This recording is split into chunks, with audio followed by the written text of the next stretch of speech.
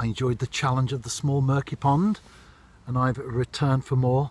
First cast, again, as I so often say, a nice roach when you consider the venue. And of course, when you consider the conditions. You can see where a pike has had a go at that one. It's grabbed it, both sides, but it's alive and it's feeding.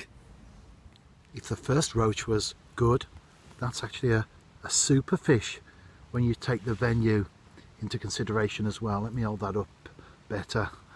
I think I can just about get the one hand on that. Look at that. It's a great roach, isn't it, for a small pond.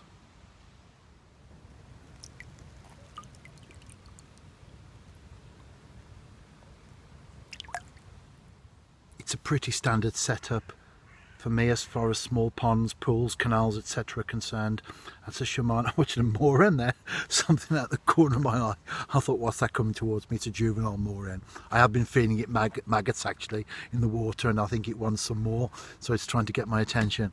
Shimano 3500 reel. That's a Gray's Prodigy 12 feet float rod. I fish with 4-pound Maxima Chameleon. That goes right the way through.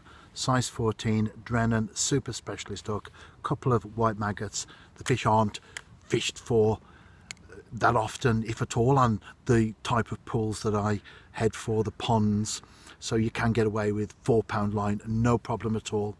That's the 0.8 gram waggler. Got the shot either side. This is about 2.5 feet deep, so I'm throwing out loose maggots. Many of them have been intercepted as they hit the water because I can see the swirls from the roach.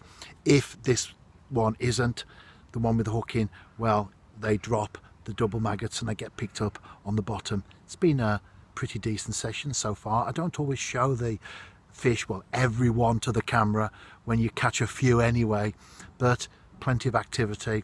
I'm enjoying it. The sediment is dropping out of the pond, so that's obviously a big plus.